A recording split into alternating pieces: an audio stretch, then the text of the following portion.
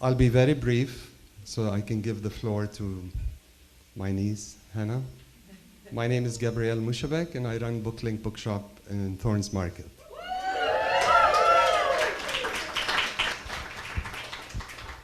So, my niece, Hannah Moushabeck, took on a big job, and I feel so proud to present her tonight. It's a big burden being Palestinian American, and she, in a way, worked on this book for several years, and it's published by a major publisher. And this is a story about our family, and it's a story about displacement. So I'm not going to take anything away. I just want to say that, Hannah, thank you so much for sharing our story with the world and for making our history more visible. And I am sure there's no doubt in my mind that you have opened up the doors for many young writers like yourself to share stories that have not been shared. So thank you so much.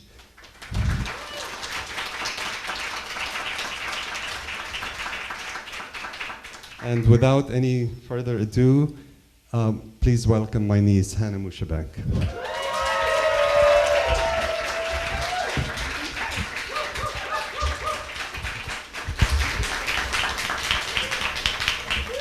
Oh boy. Get ready, this is going to be a sob fest. First, I want to say thank you so much to everyone for coming out. I know that is no small feat in these times. Having planned countless author events over the last 10 years, I know how much work goes into creating something like this. And I especially want to shout out my family members in the room who have assisted me along the entire way. Not just proofreading my speech, 25 minutes ago, but exporting the food from an Arabic grocery store in Montreal, providing the textiles that we have on display here tonight, and countless hours of research and letting me go through their photo boxes and asking so many questions about who's who and how are we related to these people again? And oh, Hanya, you're already crying. Like my uncle said, this is the story of my family. But in case there's anyone in this room who doesn't know who I am, which is unlikely, but my name is Hannah Moushabeck. I'm an author now. I'm an editor. I'm a book marketer. I was raised in a family of publishers and booksellers in Western Massachusetts, Brooklyn, and England. I currently reside in Amherst, Massachusetts, on the homelands of the Becumtuck and Nipmuc nations. My first book, Homeland, My Father Dreams of Palestine, came out last Tuesday. I'm here today to talk about my story growing up Palestinian American in Western Massachusetts and how I believe storytelling is one of the greatest forms of resistance. For generations, my family lived in the Katamon neighborhood in West Jerusalem until May 15, 1948, the day Palestinians call Al-Nakba, or the catastrophe. On this day, all my relatives, after being warned of danger, packed small bags, locked their doors, piled into my grandfather's car, and took sanctuary in the Greek Orthodox monastery next to the Church of the Holy Sepulchre in the Old City of Jerusalem. They were never allowed to return to their homes, and to this day carry with them the keys to their houses, now occupied by others. As the Mukhtar, my great-grandfather was permitted to live at the convent until he died. My grandparents, after being married in an elaborate ceremony in Palestine, moved to Beirut and visited the old city of Jerusalem each summer until the 1967 war prevented them from ever returning, only to be made refugees again a few years later by the Lebanese Civil War. The rest of my family scattered across the world. I have relatives in Chile, Peru, Canada, Europe, Jordan, Lebanon, and the United States. We speak different languages, we celebrate different holidays, we eat different foods, but one thing we all share is the stories of our homeland, of Palestine. My father grew up as a teenager in Beirut, playing drums in a band and riding a motorcycle. Relatives tell me he was the ultimate cool guy.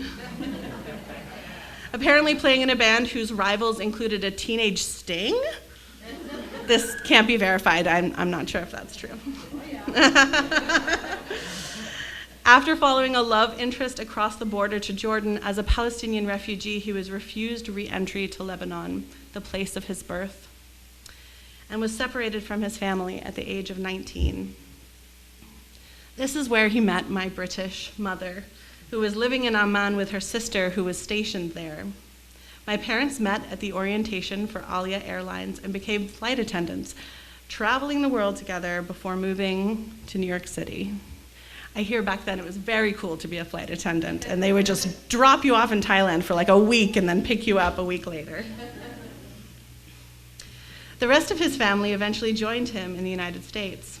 My Aunt Hanya and Amu Gabi both moved to New York and were permanent fixtures in our childhood growing up in Brooklyn. When my parents immigrated to America, they were appalled by the misrepresentation of our culture and the stereotyping of Arabs and Muslims in the media. These were the days long before hummus was a staple American food, before kanafe was available in the frozen food section at Trader Joe's, and before belly dancing was the latest exercise trend. The only images of Arab Americans they saw were as villains in the Indiana Jones movies and in violent news headlines. My parents decided to start a business to change the way people think about the world and bring authentic, non-Western representation to American readers. With the help of my mother, my father started a publishing house. My uncle started an independent bookstore, and later my aunt started a children's book and toy store. The three siblings named their businesses Interlink, Booklink, and Kidlink, with the mission of creating a link to cultures around the world. Moushabeck in Arabic also means interlinked, so the name came naturally. That's right. I spent my childhood climbing the boxes in my father's warehouse and shelving books in my uncle's bookstore and visiting my aunt's toy store in wonderment as she leaned down and whispered to my sisters and I, "You can have anything you want." Literally the best thing to hear as a child in a toy store. Growing up, my father always told us books are the gateway to a country's soul, and that as Palestinians, it is important that we educate people about the history, art, literature, and beauty that our culture brings to the world. That winning the hearts and minds of our peers would be our resistance to the brutal occupation happening in our homeland, funded by American tax dollars. Interlink Publishing celebrated 36 years in business this year. That's right. And they boast an incredible list of award-winning books ranging from cookbooks to politics to children's books. We are the largest publisher of Arabic fiction and translation in the United States. That's right. While my parents started Interlink in the year of my birth, my sisters and brother-in-law are carrying it on with its mission as new leaders of this noble publishing house. For the first 5 years of my life, I lived in Brooklyn, surrounded by Arabs and immigrants from all over the world. In 1992, my family moved to Western Massachusetts, to Leverett, to a small, liberal, mostly white college town. It was a welcome move. I got to play in the woods surrounding our house instead of the green turtle sandbox that had been claimed as a litter box by Brooklyn cats. And Leverett so desperately wanted to welcome us. The elementary school welcomed us with open arms and invited my parents to educate the community about the Middle East in the form of Arabia Day. This involved them going classroom to classroom, sharing stories and Turkish delights, and outing me as an Arab, telling my friends just how different I was from the cool girls, Samantha and Kim. Despite the school's best intention as a fat, queer girl in her tween years, this was deeply othering. The school decided to celebrate Ramadan, even though we explained many, many times we are not Muslim. My dad even performed for the entire school, calling me up on stage to sing aloud to Feiruz when I was 12 years old. I will never forgive you for that. Suddenly, the only Arabs we knew were our family, and I became thirsty to learn more about my homeland that was out of reach. As children, my sisters and I absorbed the biased media depictions of Palestinians throughout our childhood. Our indigenous population was always positioned as the perpetrators of violence. When sharing that I was Palestinian, grown-ups often projected their largely uninformed opinions and theories about our right to existence, relying on racist tropes about tribalism and Islamophobia.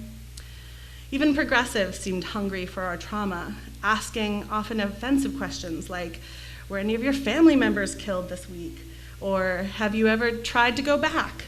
And of course, the deeply upsetting question we got all the time, which is, do you all hate Jews?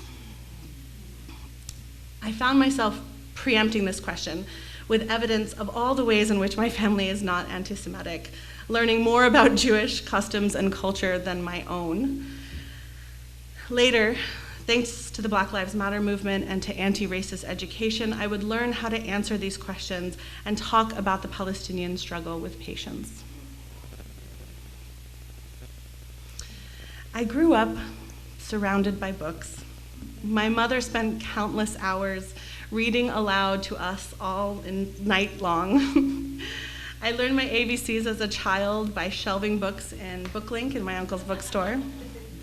My weekends were spent playing under the tables of our booths at conferences like BEA or ALA. My house was always filled with visiting authors, activists, and intellectuals. My first job was working in my uncle's bookstore at the age of 5 and putting pennies in those little tubes that you had to send to the bank. He paid me in candy, by the way. It's not ethical. Once you're introduced to the concept that books can save lives, it is very difficult to do anything else. Being raised to value quality publishing has led me to recognize its power and importance, both within the industry and in the world. I started working at publishing houses at the age of 25 and have been working in books for almost 10 years. I have worked with some of the best creators in kids lit. I get to brag for a moment. This is Judy Bloom, who kissed me on the cheek and told me I would do great things. This is the moment that the campaign I had been running won a Caldecott Honor Award, and I got to be in the ceremony. Up here we have Kristen Robinson and Mac Barnett, Gregory Maguire, who wrote Wicked, friends and colleagues, Tiffany Jewell, you'll recognize as a New York Times bestselling author from here in Northampton. Just a few. This is my resume. I decided to write a children's book when I discovered the deep lack of true representation of Palestinian stories while working in publishing. In the 4th grade, we were assigned the project of drawing the flags of our ancestors. And when I was unable to find the Palestinian flag in the big book of flags, my teacher just said, "Put the Israeli one." Yeah. I was only 9 years old, but I knew that there was something wrong about this. But I also didn't want to go against my teacher and be seen as other. I also really love drawing stars. So I did it. And I can tell you that when I brought it home and tried to hide it from my parents, and they discovered it, it became a very big deal.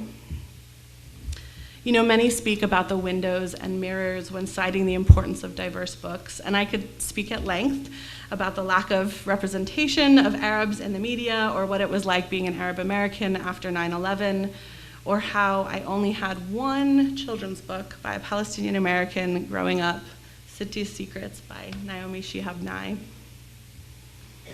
But my experience in the 4th grade highlighted to me the actual erasure of many marginalized people in books for children. Like me, the indigenous kids in my classroom also couldn't find their flags and were given the flag of their colonizer instead. It is not enough that we feature diverse characters in our stories or publish books by Black, Indigenous, and people of color. We need to look at all of the books we're publishing and see them through an anti-racist colonial lens, even a geography book of flags. In this 2008 study of diversity in children's books, Arab and Middle Eastern characters don't even make the chart.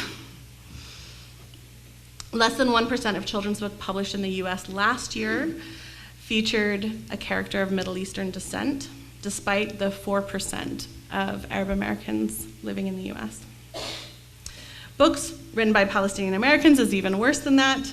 The last picture book depicting Palestine, written by a Palestinian American, published by a major publishing house, was City's Secret, that book that I just showed you. And that book came out in 1994, almost 30 years ago, until last week.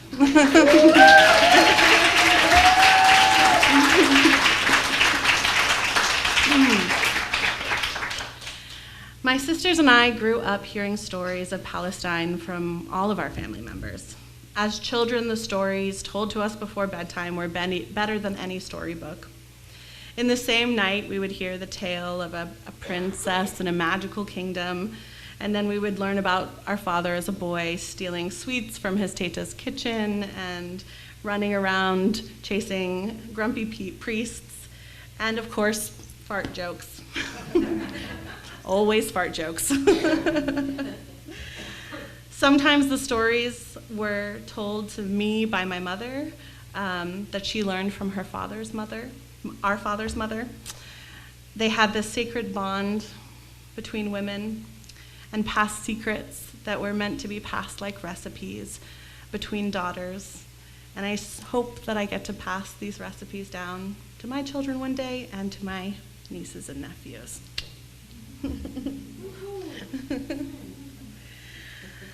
I didn't want my book to focus on our trauma.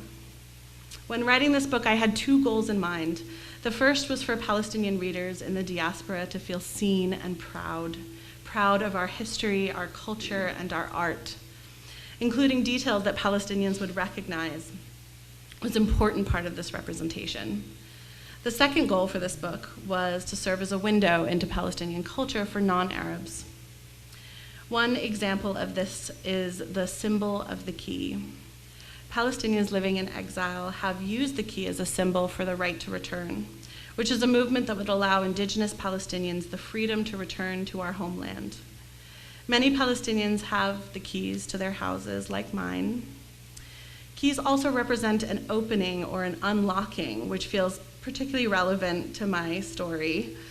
As a second-generation Palestinian, I find myself constantly seeking out and learning more and more about my culture. One of the tragedies of displaced families is that so much of what makes up your identity is lost through distance or time or assimilation. This book unlocks truths about my culture that took me many years to discover. It took years of pestering family members for stories, for recipes, for photos. In fact, I'm still unlocking new wonderful parts of my culture even now as an adult. I'm privileged to have been able to work so closely with my talented illustrator, Reem Mado. This is also her first book, so it's a very special book for her as well. I felt so grateful to work with someone who understood Middle Eastern culture and also the historic importance of the story. It was also just much easier not having to explain what, everything was in the story, what kanafe looks like, what warakana looks like, she knew. Over the course of writing this book, I sent Reem hundreds of photos of my family's archive, which ended up as the end papers for the book. That's you, that's right. In the beginning of the book, you'll see illustrations of these black and white photos, and these are photos from my family in Palestine. And at the end of the book, you'll see photos that are in color, and that is my family in the diaspora. I loved Reem's muted tones and soft lines, which really take the reader back in time whilst giving the story an ethereal, fairy tale-like quality.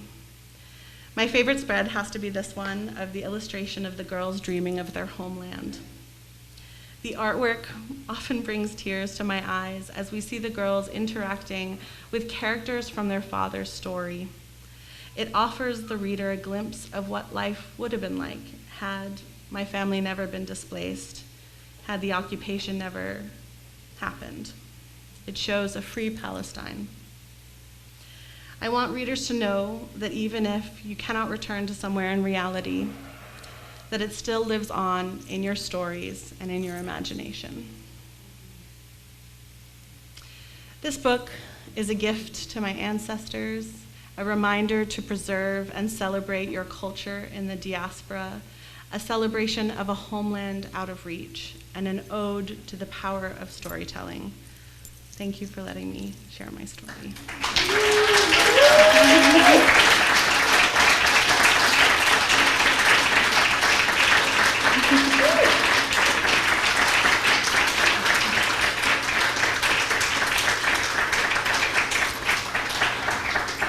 We have a special treat, and this is not something that a lot of authors get to do or have I ever seen, and maybe it's a terrible idea, but I am going to welcome the main character of my story up here to tell you a little bit about his lived experience and share a little treat with us. So please welcome my dad, Moushabeck.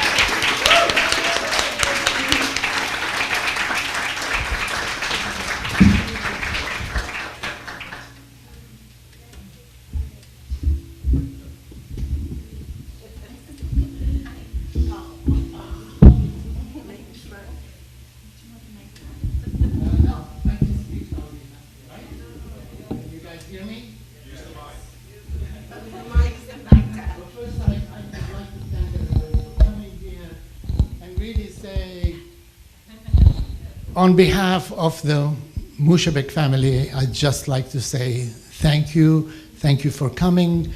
Thank you for being part of this wonderful community. And really, this is a very emotional book that Hannah has written, especially that it tells a story that I used to tell my 3 girls when they were little. And it tells a story about the very last time I was in the old city of Jerusalem. And as Hannah said, it was just before the 1967 war.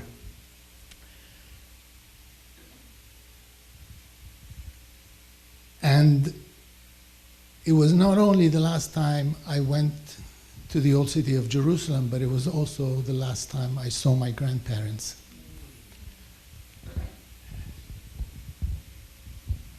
I wrote about this story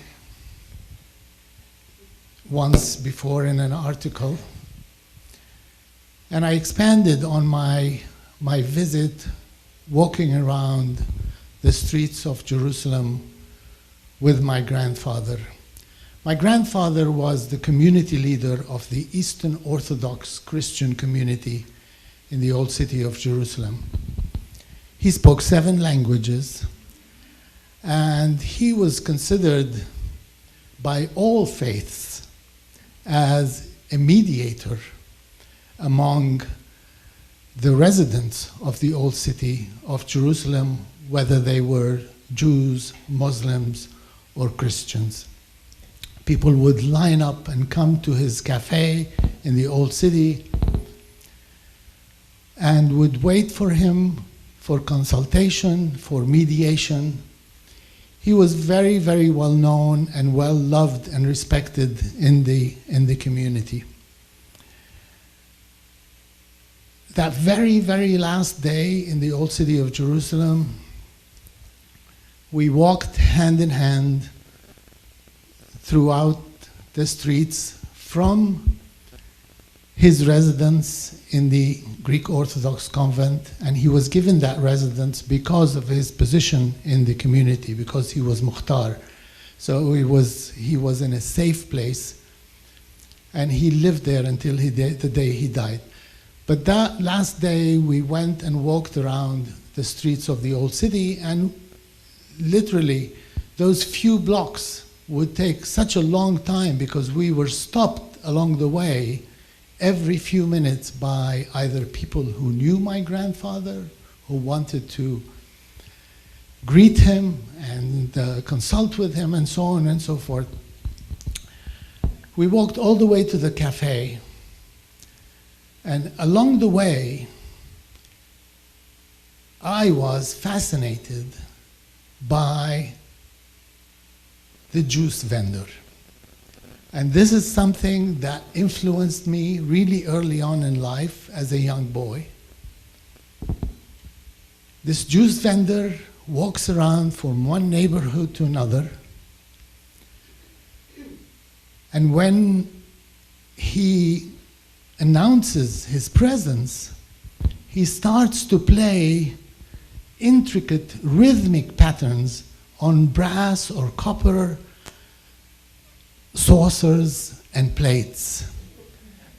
And I would stop in my tracks and I would sit on the sidewalk and watch his hands. My eyes would be fixed on his hands.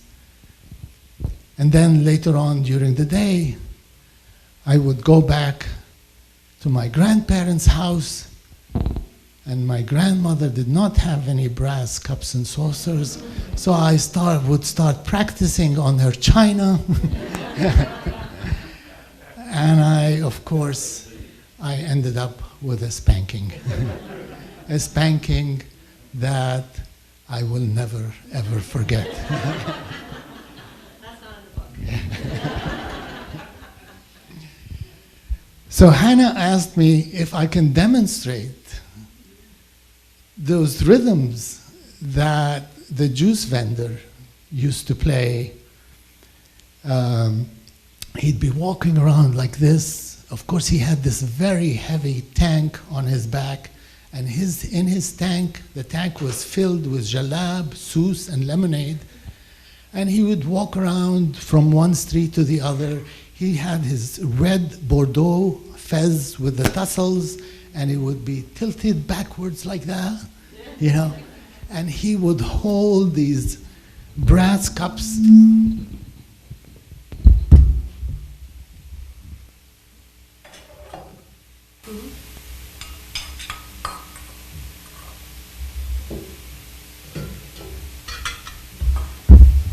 That's all we could find at home. So we don't have equipment here, but I can certainly demonstrate. And he would walk around and play these rhythms.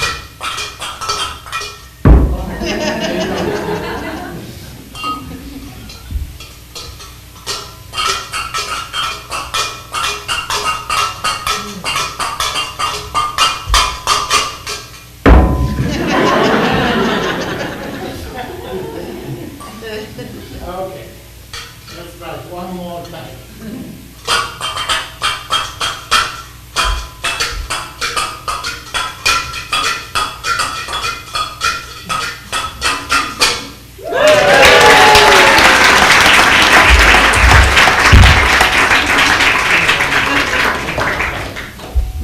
But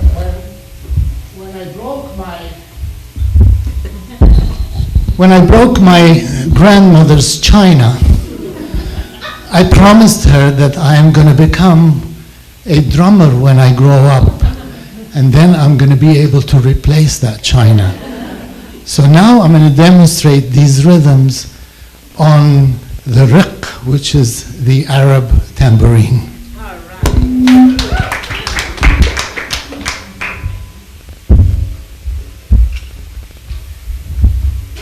So this is what happens when you watch a Jews record. Okay. So this is I'm going to play a rhythm that's very common in the Arab world, and it's called the Sama'i rhythm. And let me practice it with you guys just once so that you get the hang of it, because it's a 10-8 rhythm. So you have to, let's count from 1 to 10, and let's clap on the 1 and the 6 and the 7. Okay? Okay. 1, 2, 3, 4, 5, 6, 7, 8, 9, 10. 1, 2, 3, 4, 5, 6, 7, 8, 9, 10. Great. Okay. So now see if you can follow this.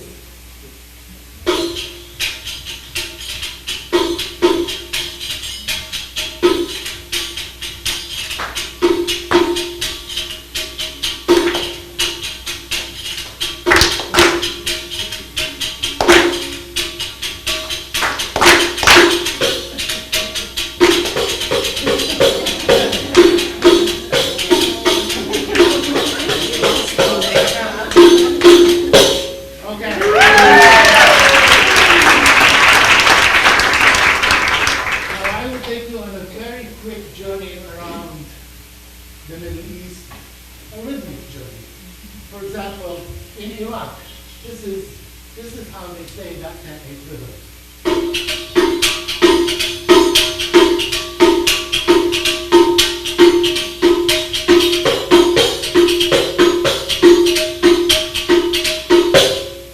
In Syria, for example, they play.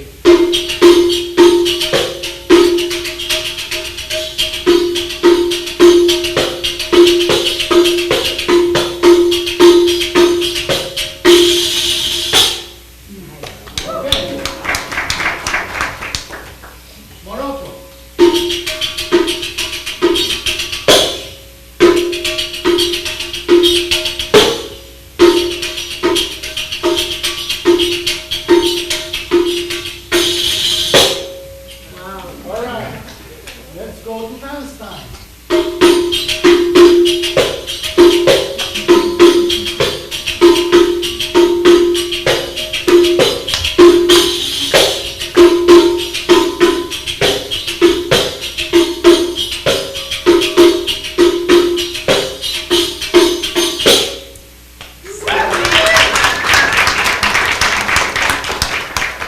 Lebanon.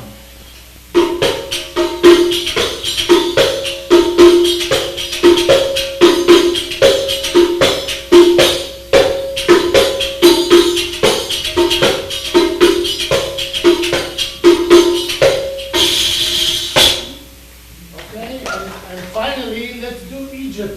And this rhythm is called melody.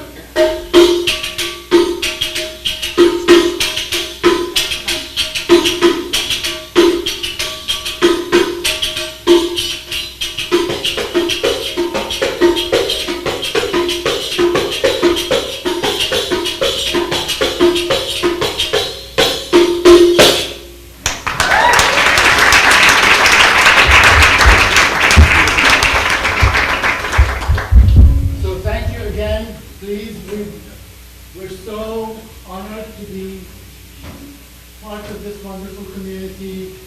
We're privileged to have your love and your support over the years. Thank you so much for coming.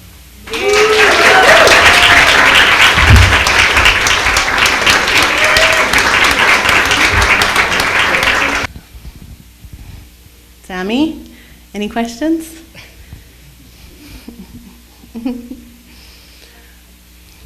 Sarah. How long did it take from concept to finish? Not published, because I know. Yeah, so I actually, the story around making this book was kind of an interesting one. I was so determined to see a Palestinian American children's book as I was working in the children's book industry that I decided that I would do all the hard work for it. I did all the research about demographics of Palestinian Americans. I even pulled sales from City's Secrets to show that a Palestinian book could be profitable over the years. I went as far as writing a full story arc, and I just needed to find a real writer to write it. And when I told my friend and amazing editor, Ariel Richardson, this, she was like, Hannah, why have you done this? This is your story, this is your family's story, you're the only one who can write this story. And then I thought about it for like 3 years. And, it was one of the assaults on Gaza that was the catalyst for me sitting down and writing this story. I was so upset and so determined that our humanity be showcased in some way. And I actually went to an amazing event with Linda Sarsour, who is an activist and speaker. And she said to the crowd, you don't have to be an activist with a bullhorn. You don't have to be the person, protesting in the streets. You should just use your God-given talent to influence your own communities where you have power. And I realized that the thing that I know best is children's book, and this is an area in which I have power. And so I wrote it in one night, and then edited it for 5 years. Yes, go ahead. Tell about how you found your illustrator. Sure. So one of the reasons that I wanted to go with Chronicle Books is because they really prioritize illustration and design. It is absolutely their thing. And unlike a lot of publishers, they actually want the author's feedback on an illustrator to choose. And for me, it was really important to have someone who was Arab and someone who was Muslim, because I really wanted, Christians, Muslims, Jews, any religion to be able to find themselves in this book. So we actually went through a different illustrator first. And of course, I imagined my entire book and her style, and then she broke her hand and was not able to finish the book. So one of the reasons it took so long is that we had to scrap the whole project and start over. And I was like, that's fine. There's a pandemic going on. I'm going to wait until it's all over and I can go on book tour. So, we searched high and low, and we found this woman's Instagram. And she had already been illustrating about Palestine and what had been happening. And it was really important to me that the illustrator understood the historical context of Palestine and could answer questions about it. And so we all agreed that she was the one, and I'm so pleased. Yes. Have you started working on your next book? Where's the time? I also have a full-time job in publishing, but I have lots of ideas. I have been told this one needs to include my youngest sister's children, because they were not born when this book was created, and they are quite upset that they're not in it. But I have a few other projects. Of course, all of my projects will be influenced by being Palestinian, but I'm also queer, and I also love aunties and am an auntie, so I have a couple of auntie books in me, but nothing I can talk about yet. Thank you. Yes? A little bit, yes. I don't know that book tours even happen in a conventional way anymore. It's everything is sort of hybrid now, but I am going to Texas in 2 weeks to attend the Texas Library Association, and I'm going to be talking about my books and stopping at some bookstores there. And I'll be in Milwaukee, in everywhere that I'm traveling now. I'm making a point to stop at a bookstore and do an event there. So as much as I can, I'm getting out there. Yes. I have been invited to Dearborn, and I am just waiting for the excuse. I want to go so badly. And you have 2 more events in the valley. That's true. Oh my gosh, I'm terrible. Yes. If you have young people in your life, the entire family will be playing music at High Five Books on Saturday morning, and my Aunt Summer will be teaching debka dancing. We'll also have some crafts, and Dad and I will be playing music and doing story time at the Eric Hall Museum on April 16th, so tell your young ones to come.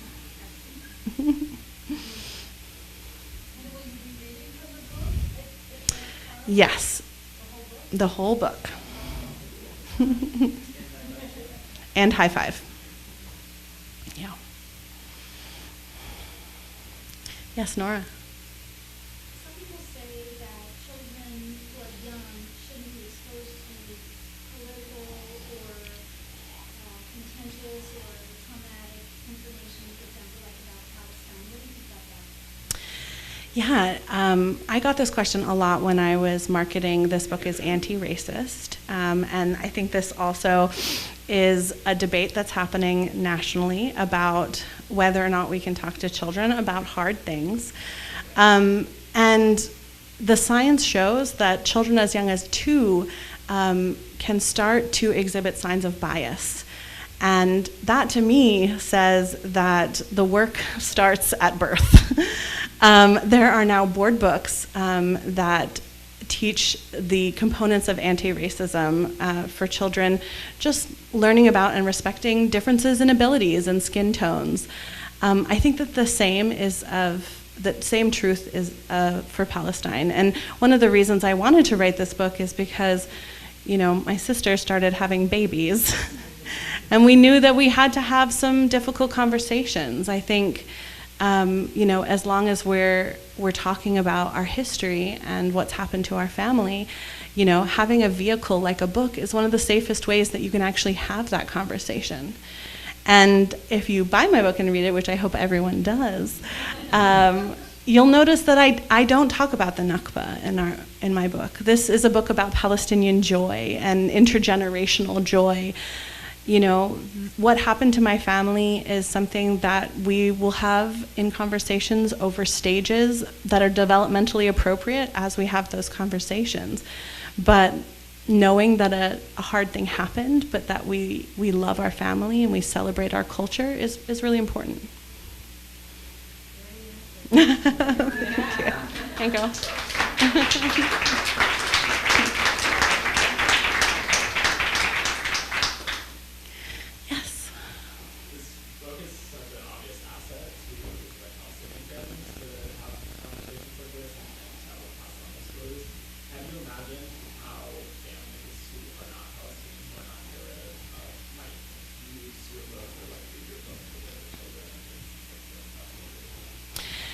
Yeah, so actually this book came about not just because of the years of burning rage that I have in my heart, but also it was a conversation that I was having with a friend of mine who's Vietnamese, and we were talking about how we both feel this deep connection to a homeland that we have never been to, and that both of our families were displaced by war, but we have this just love and connection to a place that may not even exist as it did when our parents were there.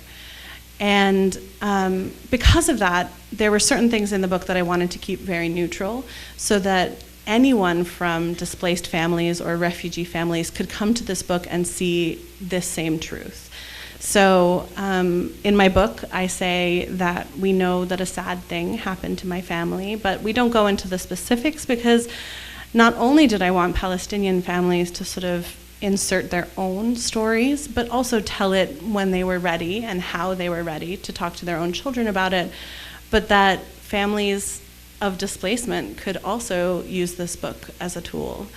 For non-Arabs, there's also a glossary that was actually like stupidly hard to do. Glossaries are no joke. Respect the glossary, y'all.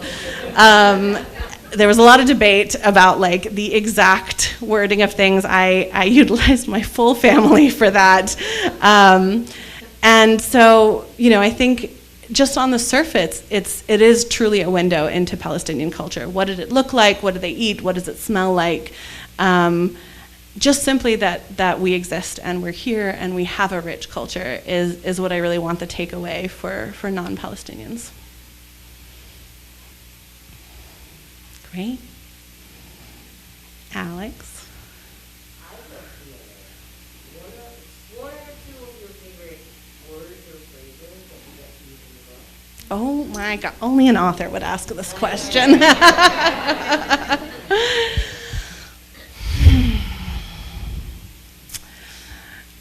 What if I talk about one of my favorite illustrations in the book? Okay.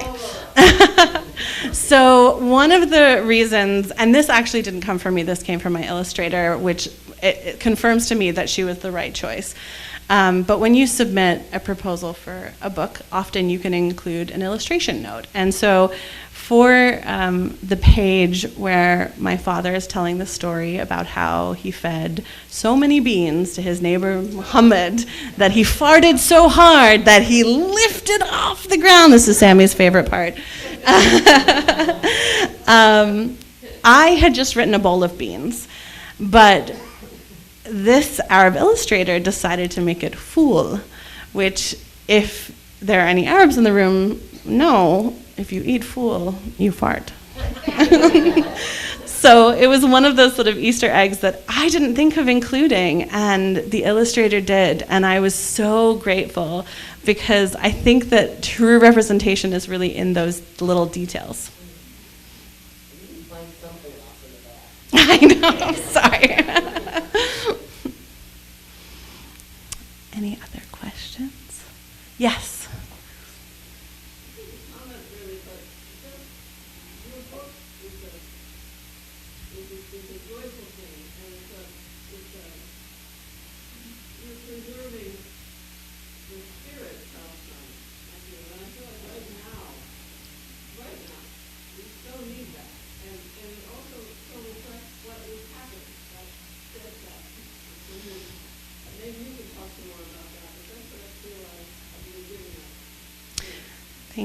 Thank you so much. I did have an interviewer ask me recently, what is it about Palestinians? They have endured 75 years of occupation, and yet they're still hopeful and resilient. And I had no idea how to answer that. Maybe you can speak to that, Dad. I will just refer to Hannah's book, that even though it's not obviously political, it's a children's picture book, but for me, reading it, every word, every sentence, every illustration, every spread is an act of resistance against those who deny our existence.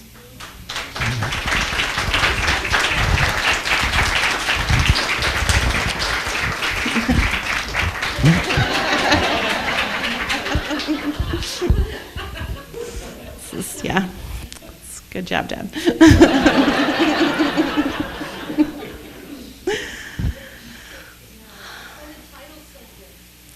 And the title was a fight, I can tell you.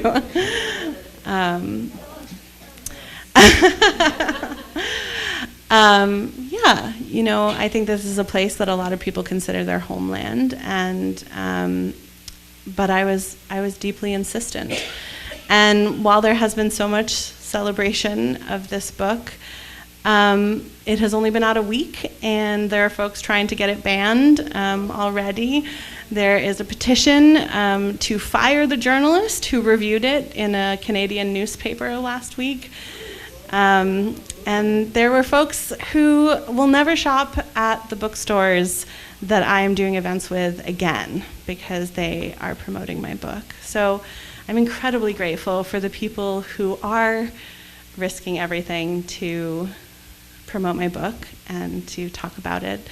there really is nothing controversial in the book. But I also know that just the title itself and the fact that I'm Palestinian is enough for people to want to ban it. Yes? Is it going to get translated into Arabic? This is a question for my publisher, but it is the top of my list of requests. I said we even have a translator if they need one. I hope so. Yeah, paid, done.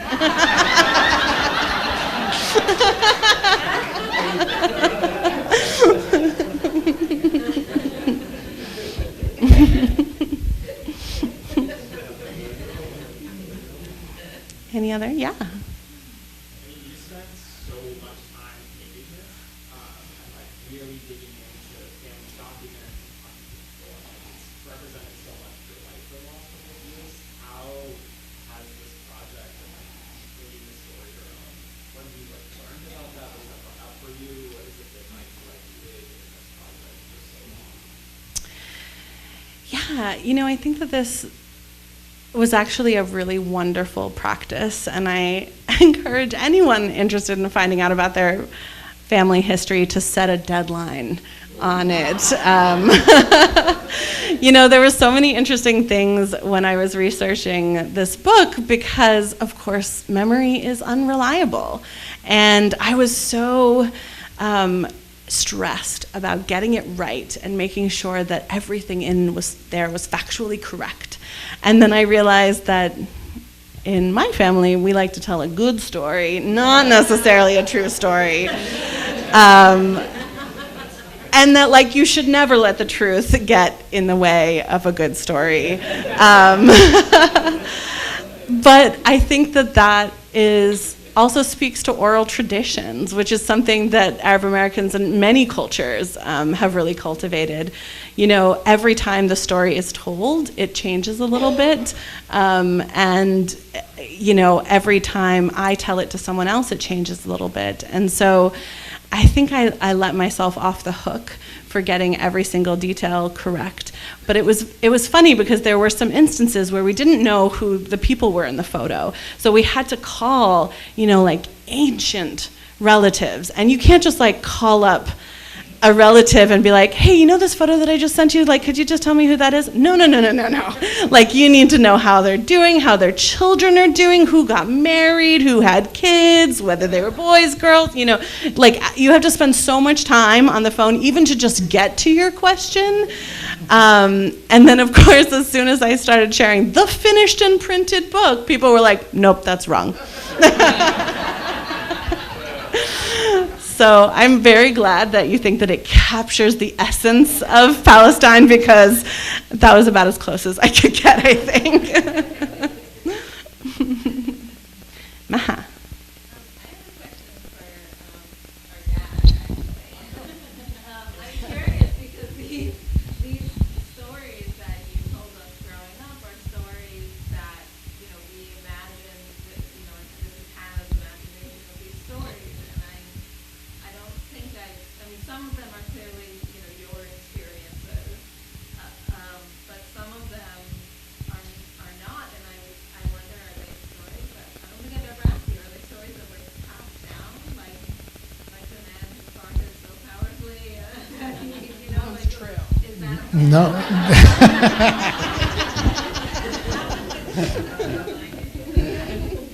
No, this is not a true story. But it was a story that I told all three of you when you were little. And also it's actually, it took different at different times, because you asked me once around Christmas time to tell you a story, and I told you a story how, you know, Santa Claus couldn't come down the chimney because he had eaten so many beans that day. But then the one way he was able to get out was to fart his way out of the chimney. So yes, these were all made up stories, but the stories The stories about Palestine, about my last trip to the old city, and spending time with my grandparents. These were all true stories. I think I knew that our dad was not like other dads when we were learning to ride a bicycle and I refused to wear my helmet. And my dad told us a story about the time he was riding his motorcycle after curfew in Beirut, and a sniper shot him in the head, but he was wearing a helmet. And I tell you, to this day, I wear my helmet like every single time. It's a true story. Yeah. Yeah, Leverett, you know. Watch out.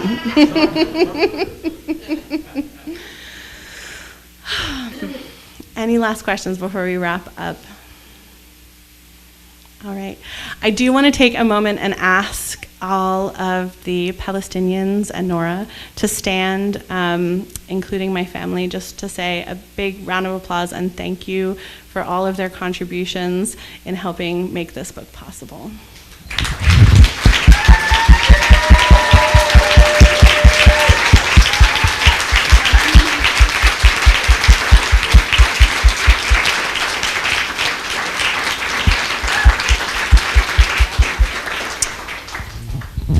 I just have two announcements to make, of course. If any of you is interested in a lecture demonstration on an introduction to Arabic music, I'll be giving a presentation tomorrow at the Northampton Community Music Center here in downtown Northampton. It is at 7 o'clock. And on April 20th, if you're interested in Arabic music, I will be playing a concert of Arabic music at the Ethel Barn in Southampton. It's on the website, and together with storytelling by the former artistic director of the Freedom Theater in Jenin. He will be with us here in the Valley, and please come on April 20th. If you're interested. Thank you, Josh. I also just want to send a big thank you to BookLink. They're gonna be selling books. I'm gonna be signing them right here. We also have Arabic sweets. We have mamoul, we have jalab, which you can taste what the juice man had in his big tank in the back of the room, and mint tea. Samar is doing Arabic calligraphy. So if you would like your name in Arabic, something you love in Arabic, she's gonna be doing that in the back of the room as well. Thank you so much.